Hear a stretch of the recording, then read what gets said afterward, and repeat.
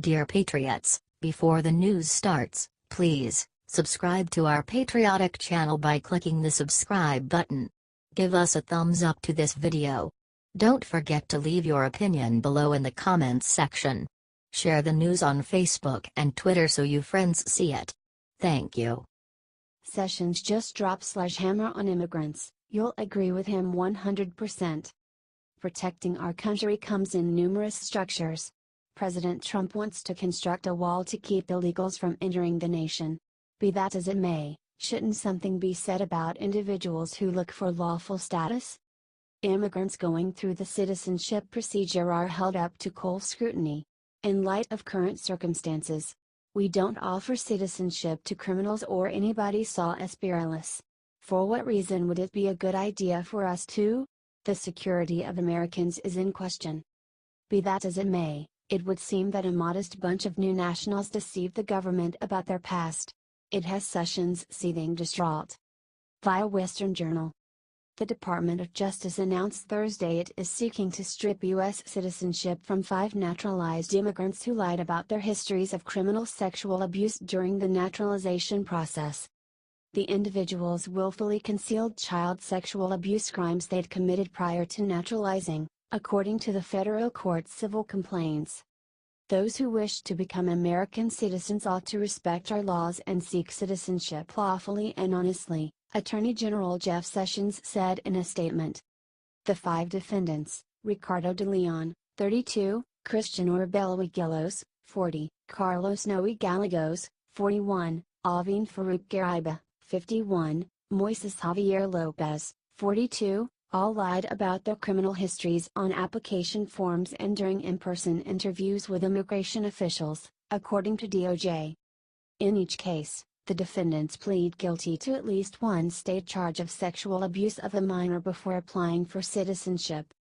Better believe it, that is quite terrible.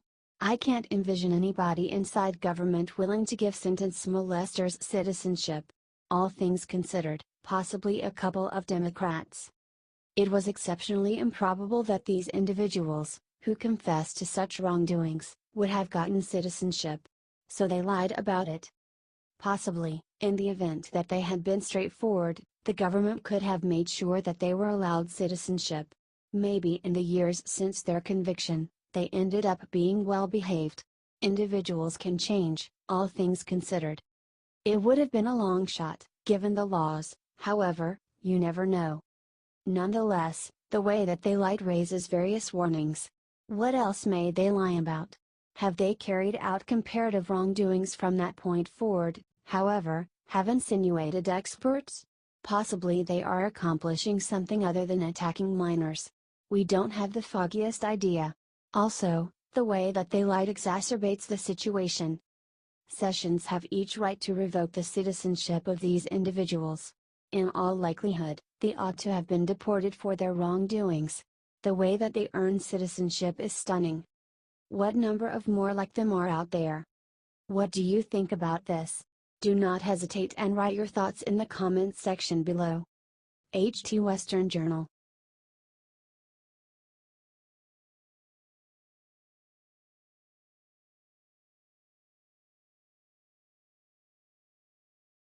FBI refuses to release docs about secret Comey-Obama meeting, says America doesn't need to know. The FBI states it will not expedite the release of documents about secret meetings between FBI Director James Comey and former President Barack Obama, according to a letter the Bureau sent to the Daily Caller News Foundation. Such information is not a matter of widespread and exceptional media interest in which there exists possible questions about the government's integrity which affects public confidence, David Hardy, the section chief for the Bureau's Record, Information Dissemination Section, told the DCNF in a February 26 letter. The DCNF, under the Freedom of Information Act, requested records of all meetings between Comey and Obama and sought an expedited process as provided under the Act when issues are of great interest to the media and the records address issues pertaining to government integrity. The DCNF FOIA request was filed February 16, 2018. The issue prompting the FOIA request was the disclosure Comey held a secret Oval Office meeting with Obama on January 5, 2017. Comey never divulged the meeting to Congress. Susan Rice, Obama's national security advisor, former Deputy Attorney General Sally Yates, and former Vice President Joe Biden also attended the meeting. The National Archives revealed the existence of the meeting and released a declassified version of an email Rice sent to the Senate Committee on the Judiciary. Rice wrote an email to herself about the secret January 5 meeting with Comey on Inauguration Day, January 20, 2017, as President Donald Trump was being sworn into office. The email suggested Comey may have misled Congress and was attempting to cover up the extent of his relationship with Obama. Christopher Bedford, the DCNF's editor-in-chief, called the FBI denial shameful. The FBI just told us that Director James Comey potentially lying to Congress should not be of interest to us, that it doesn't speak to their integrity, and that it shouldn't impact America's confidence in them, Bedford said. They said this with a straight face. We disagree, we think the American people disagree, and we think it's absolutely shameful. Republican Senators Chuck Grassley, Chairman of the Senate Judiciary Committee and Subcommittee Chairman, and Lindsey Graham released the Rice email after they received it from the National Archives. President Obama had a brief follow-on conversation with FBI Director Comey and Deputy Attorney General Sally Yates in the Oval Office, Rice stated in the email on January 5. The president urged Comey to proceed by the book on the Russian investigation, according to Rice. Grassley of Iowa and Graham of South Carolina wrote to Rice in a February 8 letter saying the email seemed odd to them. It strikes us as odd that, among your activities in the final moments on the final day of the Obama administration, you would feel the need to send yourself such an unusual email purporting to document a conversation involving President Obama, the two wrote. Despite your claim that President Obama repeatedly told Mr. Comey to proceed by the book, substantial questions have arisen about whether officials at the FBI, as well as at the Justice Department and the State Department, actually did proceed by the book, the two senators continued. Comey claimed in June 8, 2017, testimony before the Senate Select Committee on Intelligence he had only two face-to-face meetings with the president in which they were alone.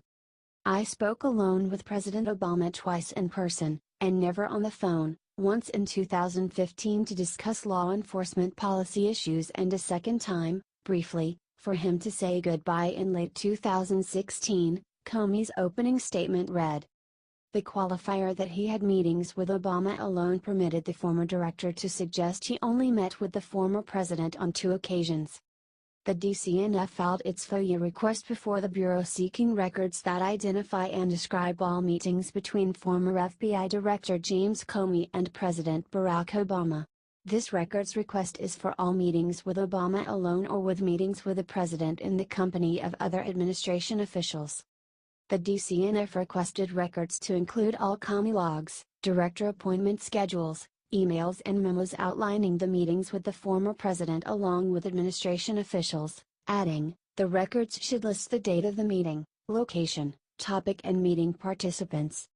The DCNF stated it sought an expedited request for producing the records. The issue of Director Comey's meetings with President Obama is a key troubling issue for Senate Judiciary Chairman Chuck Grassley, the DCNF wrote in its application for the expedited processing. The DCNF attached to Grassley-Graham letter to Rice in the FOIA request for expediting handling. Hardy said the DCNF failed to meet its standards for expedited processing as provided under 28 CFR 16.5, E14. You have not provided enough information concerning the statutory requirements permitting expedition, therefore your request is denied, he told the DCNF.